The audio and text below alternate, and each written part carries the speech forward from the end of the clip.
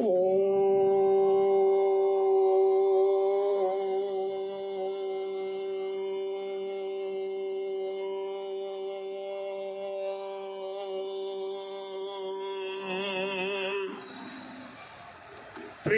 मा कृणु देवेषु प्रियं राजसु मा कृणु प्रियं सर्वस्य पश्यतां तु शूद्रे उतारिये।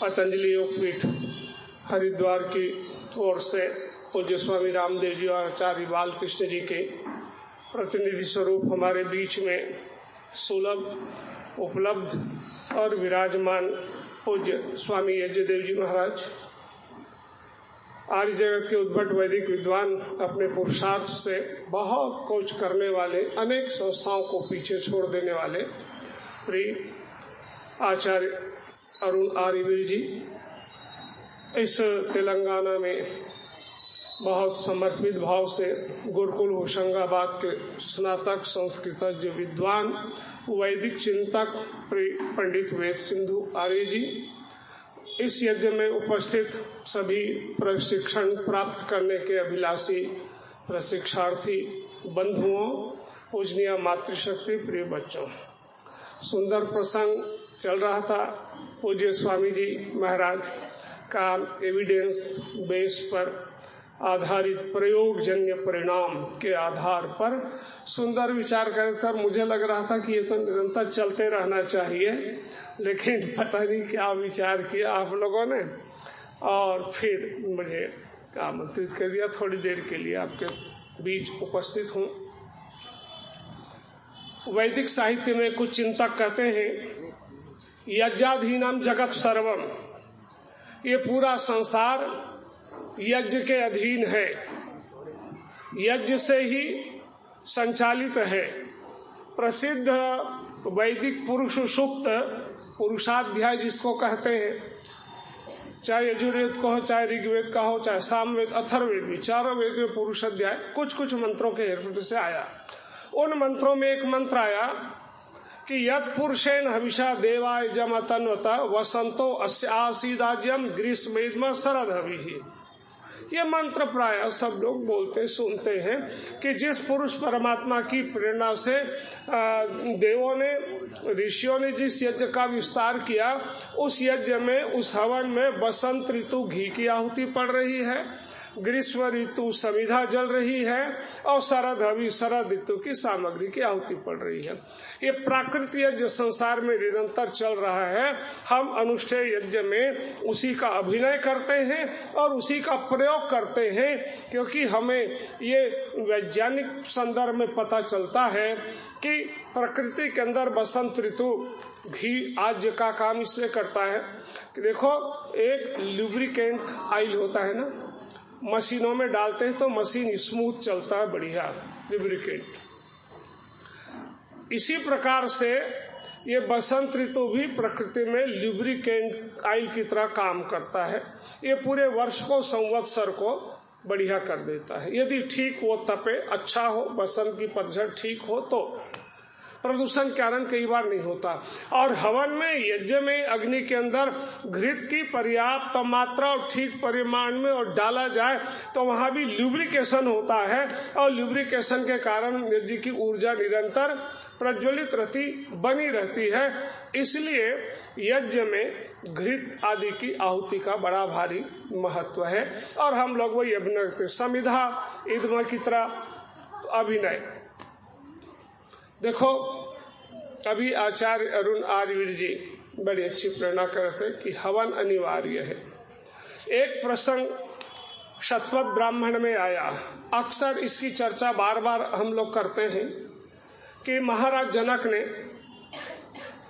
सैकड़ों गौओं को खड़े कर दिया, ऐसे गौए जिनके सींग सोने से मड़े हुए थे, और कह दिया जो यज्ञ के रहस्य को जानता है वो इसको ले जाए।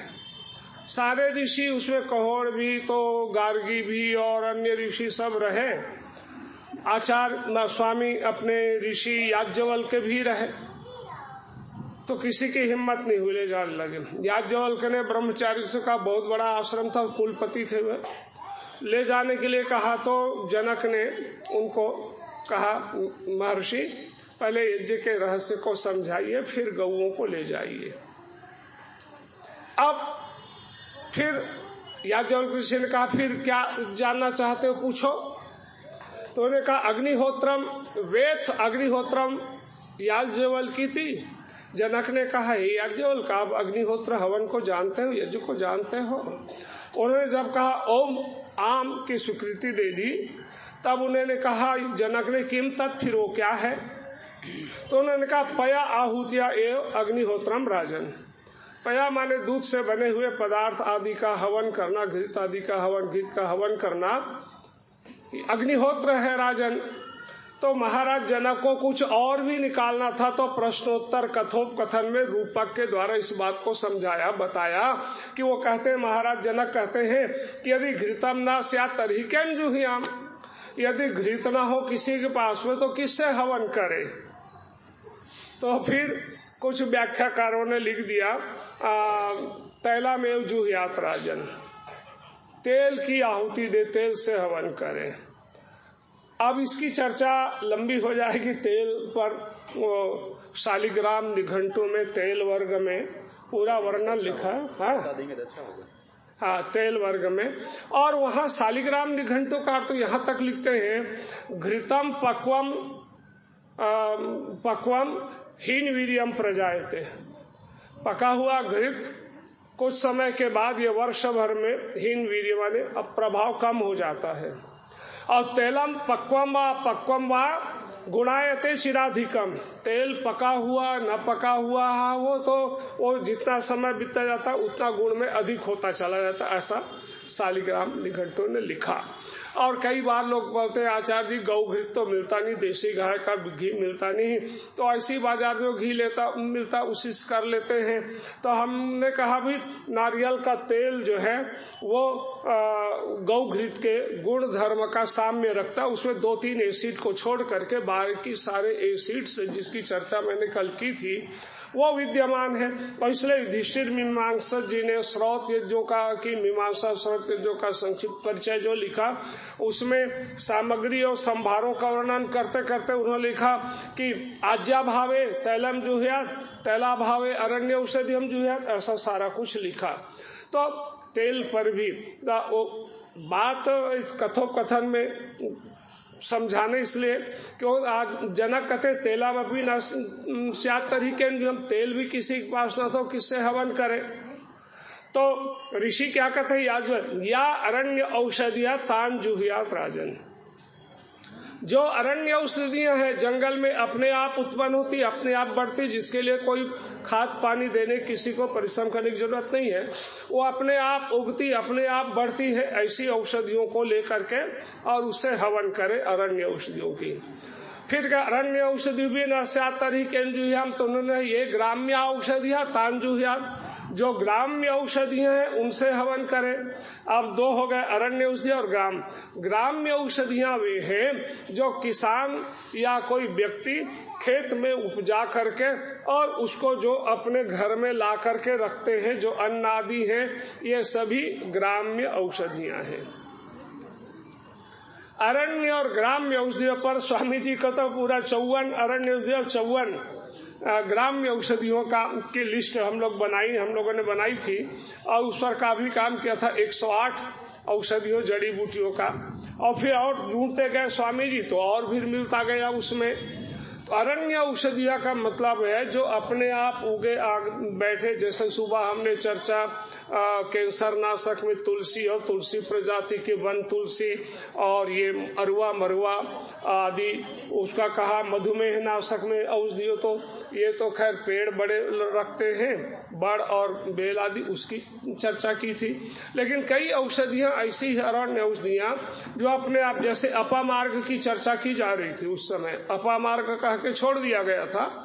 अपामार्ग जिसको चिड़चिड़ा कहते हैं, है ना, ये अथर्ववेद में अपामार्ग सूक्त है और अपामार्ग सूक्त में आया, श्लोकों में कहा क्षुधामारम तृष्णामारम अगोतामन पत्यताम अपामार्ग त्वयं सर्वम तद अपमृजमहे।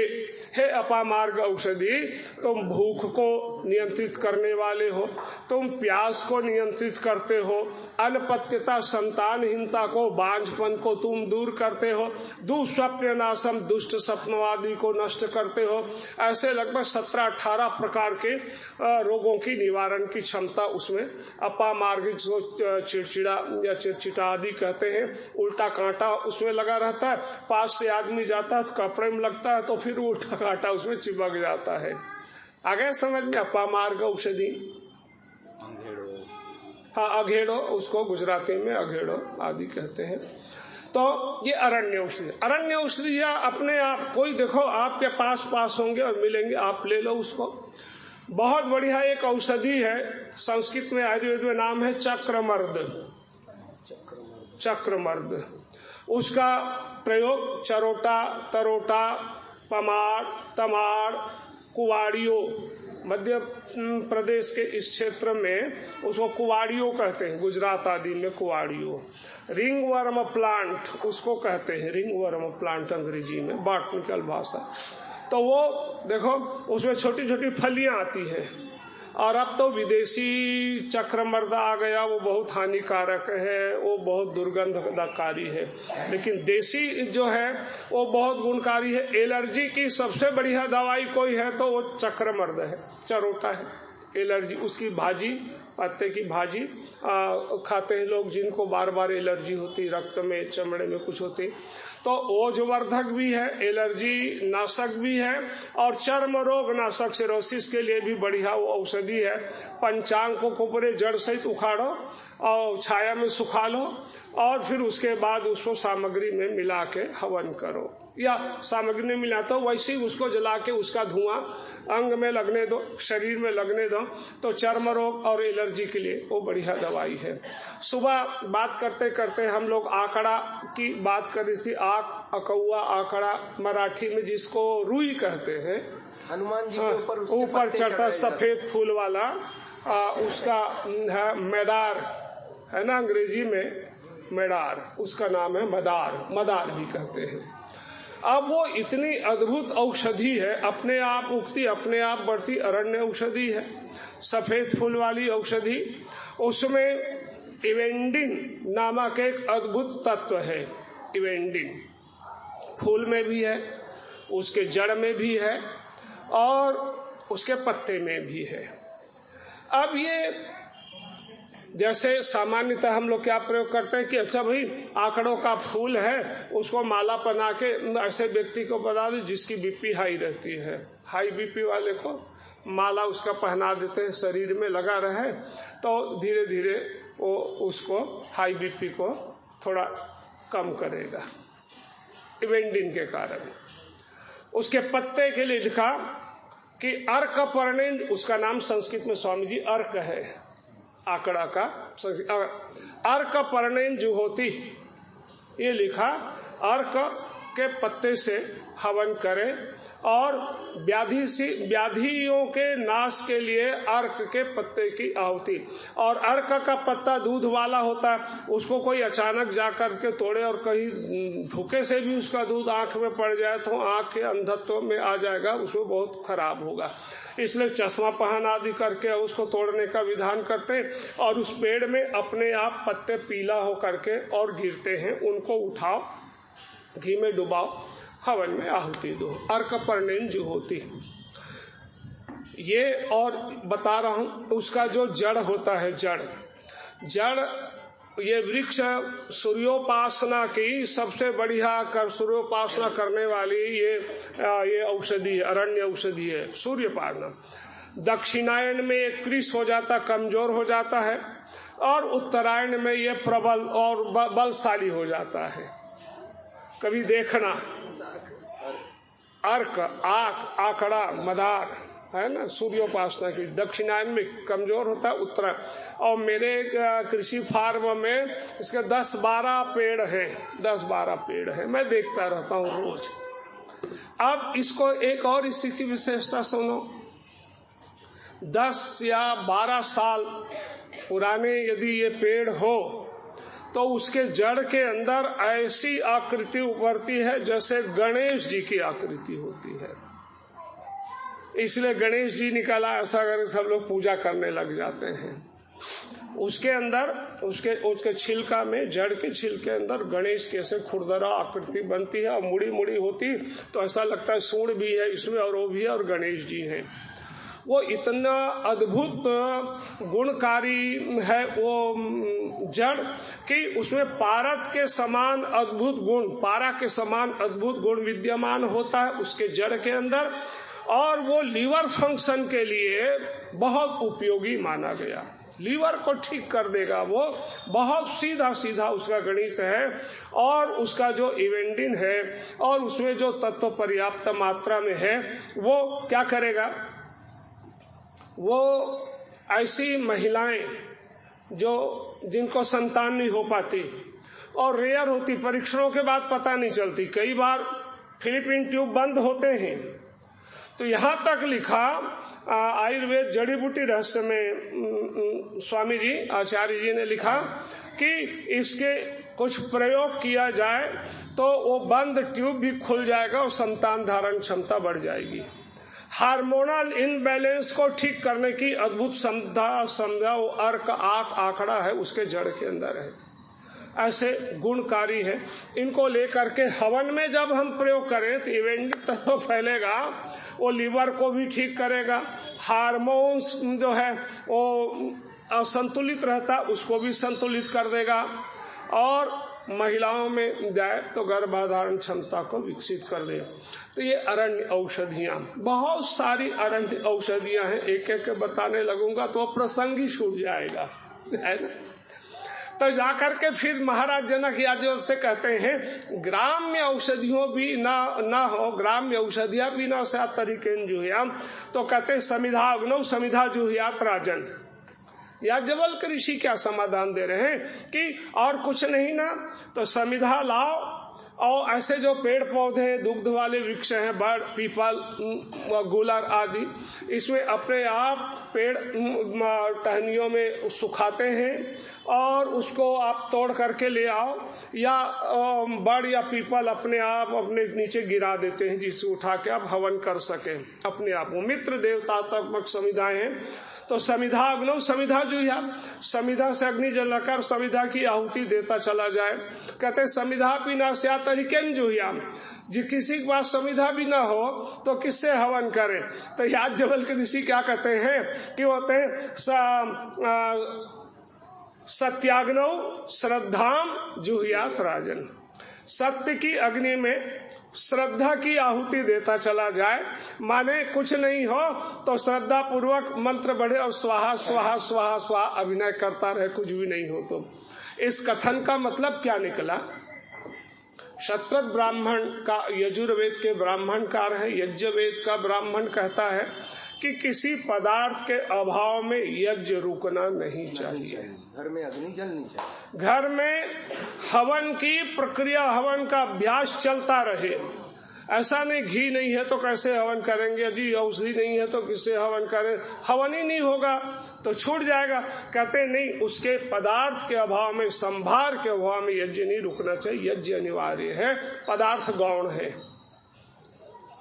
ये हवन में अग्नि के अंदर हम लोग जब प्रयोग करते हैं इन चीजों का, तो देखो स्वामी जी बता रहे थे और कार्बन डाइऑक्साइड की बात चल रही थी, तब बहुत लोग बोलते भाई अग्नि जलती तो कार्बन डाइऑक्साइड से इतना क्यों घबराते हो, आप भी तो श्वास लेकर कार्बन डाइऑक्साइड ही छोड़ते हो, तो फिर श्वास लेना बंद कर दो। कार्बन डाइऑक्साइड, अरे भाई प्रकृति में एक संतुलन है, देही में ददामी थे, तू मुझे दे मैं तुझे देता हूँ, दे रहे। हम लोग श्वास लेते हैं ऑक्सीजन, कार्बन डाइऑक्साइड छोड़ते हैं, उसको पेड़ पौधा पीते हैं। प्रकाश संश्लेषण की बात स्वामी जी कर रहे थे ना उस समय, तो फोटोसिंथेटिक प्रक्रिया से क्लोरोफिल पर किरण पड़ते ही बैटरी चार्ज हो जाती है और कार्बन डाइऑक्साइड खींच के अपने में चिपका के, और प्रक्रिया रासायनिक होती और उसके द्वारा शुगर और स्टार्च तत्व बने, और शुगर और स्टार्च तत्व हवा में मिला तो ऑक्सीजन हो गया। कितना बढ़िया फैक्ट्री है। ऐसे ही हवन के अंदर भी यज्ञ में जितनी व्यवस्था, असल में वो लोग कहते हैं जो यज्ञ की व्यवस्था इसकी प्रक्रिया को नहीं जानते। यहाँ पिरामिड आकार का हवन कुंड, आसपास जल रखा, कलश रखा, कलश में आम पत्ती आदि रख दी, जल प्रसेचन किया, डाल दिया, ताकि जल प्रसेचन और कलश से इवापोरेशन, वाष्पीकरण होता रहे, और वाष्पीकरण होगा तो संघनन, कंडेंसेशन बढ़िया होगा, उत्तम पदार्थ बनेंगे। तो केवल कार्बन डाइऑक्साइड, कार्बन मोनोऑक्साइड न बने, इसकी सावधानी रखनी पड़ती है। कार्बन मोनोऑक्साइड जहरीला है, उसी में दम घुट करके आदमी मरता है। तो इसीलिए तो खुले स्थान में कि मोनोऑक्साइड में न बदल जाए कार्बन, और जल आदि सब रखते हैं हवन में, और उसको एकदम से भर करके मुट्ठी भर नहीं डालते, ताकि वो जो है वो बूझ जाए और धुआं ही धुआं हो जाए उसमें। क्योंकि रासायनिक अभिक्रिया, दहन की बात स्वामी जी ने बताई ना, दहन, पेट्रोल दहन होता है, पिस्टन को धकेलता है तो गाड़ी आगे बढ़ती। तो दहन माने कंबस्शन से शक्ति मिलती कि नहीं मिलती है। यहाँ भी दहन हो रहा है, लेकिन वहाँ केवल दहन हो रहा है, और यहाँ हवन कुंड में दहन के बाद होता आसवन, जिसको डिस्टिलेशन कहते हैं। उसमें कुछ जली अंश है, तो वो जला और जल करके और वाष्प बन करके फिर डिस्टिल हो रहा है, और डिस्टिल होते ही वो होता है ऑक्सीडेशन, ऑक्सीकरण की क्रिया। इन तीनों से वो तत्व जो जिसकी चर्चा स्वामी जी सब कंपोनेंट्स की चर्चा अभी बता रहे थे ना, वो सब बनते हैं। तो combustion plus distillation plus oxidation plus fumigation, धूनीकरण प्रयोग से धुआं एक धुआं मारता है, दूसरा धुआं जिलाता है। इसलिए स्मोक और स्मेक डिक्शनरी में 2 लिखे हुए हैं। क्या स्वामी जी? तो ये धुआं, कार्बन डाइऑक्साइड से भयभीत मत होइए।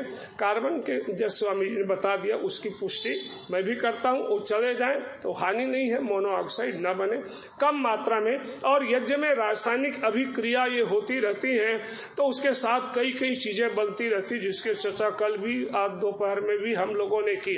अब आइए, कुछ ऐसी रेयर औषधियां हैं।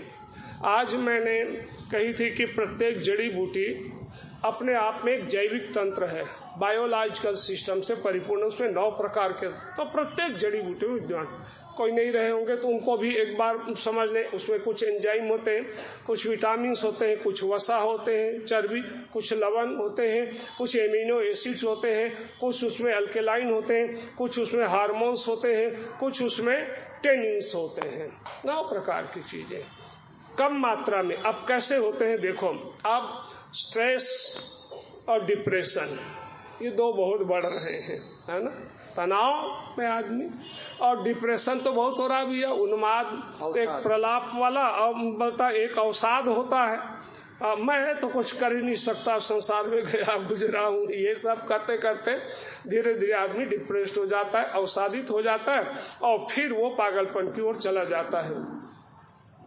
स्ट्रेस और ये जो है अवसाद या डिप्रेशन कहते हैं, इसके लिए यज्ञ प्रक्रिया में कुछ औषधियों का रेयर प्रयोग हुआ है, जिनमें मैं कुछ औषधियों का उल्लेख करता हूं। और उसमें क्या है, सबसे बड़ी बात, उन्माद, जो पागलपन होता है, चाहे प्रलाप वाला हो और चाहे अवसाद वाला हो, वो उन्माद का नाशक कोई तत्व है आयुर्वेद में, जड़ी बूटियों में, वो है इन्यूलिन। इन्यूलिन एक तत्व का नाम है, कंपोनेंट स्वामी जी है ना, इन्यूलिन। अब ये इन्यूलिन उन्माद का नाश करता है, जो सीताफल के बीज में भी है, और जो सबसे बढ़िया औषधि है वो है अकरकरा की जड़। अकरकरा, अकल करो, अकड़करा आदि कई नाम है उसमें, अकरकरा है ना। अकरकरा के जड़ के अंदर इन्यूलिन कितनी मात्रा में है? 50%, 50% इन्यूलिन है। लेकिन वही इन्यूलिन कूठ नामक औषधि, कुष्ठ औषधि जिसको कहते हैं, कूठ, मीठे कूठ के अंदर 18% है इन्यूलिन। और ये हमारे आसपास गेंदे के पेड़ उगाते हैं, गेंदे के फूल माला में पहनते रहते हैं, सब करते रहते हैं, उस गेंदे के जड़ के अंदर भी 10% इन्यूलिन है। अद्भुत तत्व उन्माद नाश हमारे पास है, पता नहीं। पोहकर मूल, जिसको पुष्कर मूल कहते हैं, पोहकर मूल के अंदर भी 10% इन्युलिन है। इसलिए इन औषधियों को लेना, इन इन्युलिन वाले तत्वों को लेना, और उसके साथ ही साथ स्ट्रेस तनाव के लिए शंख पुष्पी ले लो और पिपला मूल ले लो, कुछ मिला लो, उससे हवन करो, कमरे में उसका धुआं भरने दो, बहुत उसका लाभ मिलेगा। ये अवसाद नाशक और स्ट्रेस नाशक ये औषधियाँ, जड़ी बूटी हम जलाते हैं। जायफल और दालचीनी की बात हम उसमें, दालचीनी का मुझे क्या तत्व है 60% है, उसमें उसका नाम है सिन्नेमिक एल्डिहाइड। जायफल में यूजिनाल है 70% और दालचीनी में 60%, 60% में है सिन्नेमिक एल्डिहाइड। सिन्नेमिक एल्डिहाइड का काम क्या है? बॉडी के अंदर जाता है तो रक्त को पतला करता है और हार्ट बीट को बढ़िया करता है। यही पोहकर मूल में है, यही अर्जुन में है। अर्जुनेटिन तत्व है अर्जुन में। ये सब को लेकर के हृदय रोग निवारक औषधि बनाओ, और चाहे शुगर नाशक औषधि में भी इसको दालचीनी का प्रयोग करो, सिन्नेमिक एल्डिहाइड जाएगा। और हार्ट के लिए तो बहुत कमाल कीजिए, यहाँ तक के लिखा आयुर्वेदिक वैद्यों ने कि किसी को अचानक अटैक आ गया और कोई चीज नहीं उपलब्ध ना हो, डॉक्टर भी, क्योंकि डॉक्टर के पास ले जाओ तत्काल वो बचाने के लिए, स्टेबल करने के लिए कोरोमिन का इंजेक्शन लगा देता है। अब और भी चीजें आ गई होंगी बाजार में, लेकिन पुरानी बात, वैद्य लोग कोरोमिन, तो कोरोमिन इंजेक्शन भी नहीं मिल रहा है, डॉक्टर भी नहीं, तो क्या करो? तो दालचीनी का एक टुकड़ा उसके मुंह में डाल दो जिसको अटैक आया है। दालचीनी कोरोमिल का इंजेक्शन का काम करेगा, कुछ देर के लिए उसको हार्ट को स्टेबल कर देगा, थोड़ा दे देगा, फिर ले जाओ इलाज के लिए। कितना गुणकारी ये सारी औषधियां हैं, और हवन में इन सब औषधियों का प्रयोग हम लोग करते हैं, और इसलिए उपयोगी यज्ञ है। एमिनो एसिड की बात मैंने कही, प्रत्येक जड़ी बूटी में होता, और एमिनो एसिड का जब ढूंढा तो पता चला वो एक नहीं है, दो नहीं, तीन नहीं है, वो अनेकों की संख्या में है। 18 एमिनो एसिड का के नाम मुझे मिले, और प्याज में 8 प्रकार के एमिनो एसिड है। लेकिन जौ, जिसे बार्ली कहते हैं अंग्रेजी में, जौ के अंदर 12 एमिनो एसिड है। लेकिन हरड़, जिसको हारितकी कहते हैं, हर्रा, उसमें 18 प्रकार के है ना एमिनो एसिड उसमें प्राप्त होते हैं, जिसमें आर्जिनिन भी एक एमिनो एसिड है जो क्षय नाशक, क्षय के कीटाणुओं को, टीबी कीटाणुओं को मारने का बहुत बढ़िया काम करता है। और हारितकी और जौ हमारे यहाँ प्रयोग होता है, हवन में होता है ना। देखो, हम लोग आर्य समाज में होने वाले यज्ञों में प्रायः इसको इग्नोर ही कर देते हैं कि उसमें जौ, तिल, चावल, शक्कर आदि मिलाएं। कहीं कहीं करते हैं को, लेकिन सामान्यतया नहीं होता, जबकि पुष्टिकारक अन्नों में इसका बहुतायत से प्रयोग होना चाहिए। और तिलाह पाप नाशना, आयुर्वेद ने लिखा, तिल पापों को नष्ट करता है, माने दोषों को खत्म करता है। तिल के अंदर लेसिथिन नामक एक अद्भुत तत्व है जो बुद्धिवर्धक है, इलेइडिक एसिड है जो दोष नाशक है, उसको लेकर प्रयोग करें। तो जौ में 12, तिल के अंदर ये सारे तत्व, इसको लो। और पूरा कर्मकांडी ग्रंथ में जो प्रचलन से अपने आर्य जगत में, वैदिक जगत से हट करके भी और भी विद्वानों ने काम किए हैं, उन लोगों ने शारदा तिलक के अंदर भी लिख दिया, और उसको मैंने अपनी थीसिस के अंदर, पीएचडी थीसिस के अंदर भी यज्ञ विज्ञान पर लिखते लिखा कि इसकी मात्रा परिमाण क्या होनी चाहिए। तो मात्रा और परिमाण पर तो एक श्लोक मुझे मिला कि तिलार्धम तंडुला देया, तंडुलार्धम यवास तथा यवार्धम शर्करा प्रोक्ता, सर्वाधम घृतम विधु। श्लोक का मतलब यह है कि जितना सामग्री में आप तिल मिलाए, जैसे 100 ग्राम तिल डालते हैं तो उसमें आधा 50 ग्राम चावल डालें, और उससे आधा 25 ग्राम उसमें जौ डालें, और 12 ग्राम 12.5 ग्राम शक्कर डालें, और सर्वार्धम घृतम विधु, तो 200 ग्राम हो गया, तो 100 ग्राम उसको घी मिलाएं उसमें।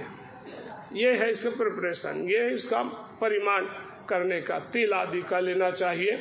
तो बहुत उपयोगी ये तत्व है। हारित की हर्रा पर बहुत कुछ प्रयोग किया जाता है। हर्रा हारितकी पर तो स्वामी जी अपने आचार्य बालकृष्ण ने आयु जड़ी बूटी से इतना बढ़िया और खूब विशद वर्णन किया है, पढ़ करके मन गदगद हो जाता है। और हर्रा को हारितकी कहा और ये लिखा यस्य गृहे नास्ति माता तस्य माता हारितकी। जिस घर में किसी बच्चा की माँ ना हो तो हर्रा हारितकी ही उसकी माँ है।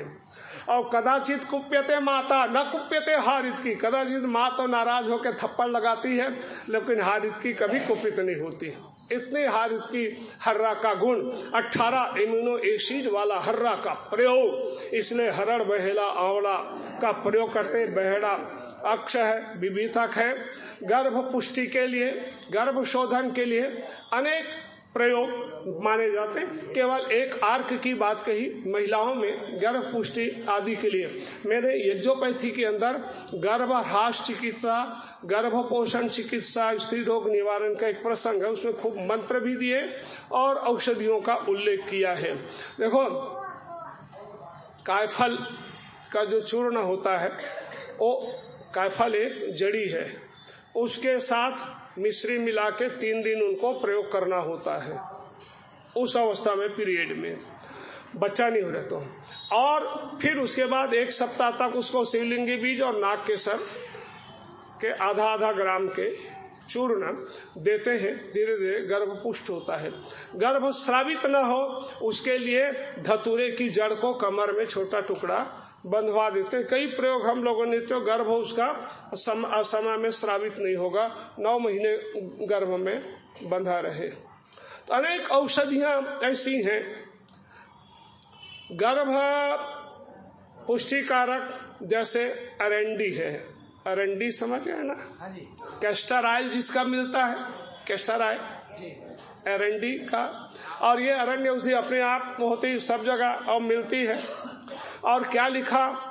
आमवाद गजेन्द्रस्य शरीरवंचारिणाम एकेव निहन्त्यत्र एरंड स्नेह केसरी। एरंडी स्नेह माने कैस्टर ऑयल जो है वो एक ही ऐसा है जो आमवात का जो कुफित हाथी शरीर में घूमता रहता, उसको ये एरंड स्नेह केसरी मार देता है, ये शेर की तरह खत्म कर देता है। और एरंडी का तेल जो है वो जल में मिला करके महिलाओं को गर्भावस्था में पिलाते हैं, तो वो गर्भ को पुष्टि और सुरक्षित करने का काम करता है। तो ये तो खाने पीने का चिकित्सा का प्रयोग है। हवन में एरंडी तेल आदि का प्रयोग घी में करें, या एरंडी के बीज सामग्री मिलाए, उसके पत्ते को मिलाए, और वृष्टि यज्ञों में उसका हम लोग भी बहुत प्रयोग करते हैं, क्योंकि कफ निस्सारक भी है वो, और मूत्रल भी है, और स्वेदज भी है, पसीना लाने वाले हैं। तो इसलिए उसमें बादल का पसीना बहाना है, वहाँ बादल का यूरिन निकालना है, तो ऐसी चीजों को डालो जो बादल से पेशाब और पसीना आदि निकलवा दे। ऐसे हाँ, देखो संत तेष्टि यहाँ पर स्वामी जी का, अपने पतंजलि का जड़ी बूटी सामग्री यहाँ तैयार है, और इसमें वही है जिया पोता, पुत्र जीवा कहते हैं। पुत्र जीवा का गुण बहुत कारक है। और धाय का फूल, धात की जिसको कहते हैं, वो संतानदायक है, उसको भी गले में माला की तरह धारण करे धात की का फूल, तो उसको लाभ होगा। जिया पोता पुत्र जीवा, ये इसको माला की तरह उसके बीज को धारण करें, और गर्भ परीक्षण करते करते थक जाए डॉक्टर और न पता चले, तो आचार्य बालकृष्ण लिखते हैं कि पुत्र जीवा का प्रयोग 1 साल करें, उसमें 1 महीना करें, ना हो तो दूसरे महीने फिर उसका प्रयोग करें तो संतान आ जाएगी। तो संतेष्टि में संतति इष्टि, संतान की प्राप्ति के लिए होने वाले यज्ञ में एक सामग्री बनाई गई। यहाँ है कर्केष्टि, कफेष्टि, मेधेष्टि, ये सारी जड़ी बूटियां देखो यहाँ पर रखी हुई हैं। ये स्वामी जी के साथ बैठ करके और जगत के और बड़े बड़े विद्वानों के साथ और मंथन के बाद फिर एविडेंस प्रयोग मशीनों से करके और फिर ये प्रयोग जन्य आया हुआ। इसलिए आप इधर उधर बहुत ढूंढने मत जाइए, ये ले लीजिए, सब जगह सुलभ है, इससे आप यज्ञ करिए। ये तो बहुत अच्छा हो गया। तो यज्ञ विज्ञान को घर घर पहुंचाने के लिए ये बहुत उपयोगी है, इसलिए हवन की ओर लौटो। अच्छा, समय तो देखो बहुत हो गया, समय दौड़ रहा है, समय भागा तेजी से और फिर मैं इनको इनको नहीं मिला, मैं ही बोल रहा हूँ। तो खैर, और बस शेष चीजें बाद में आपके सामने में कहेंगे।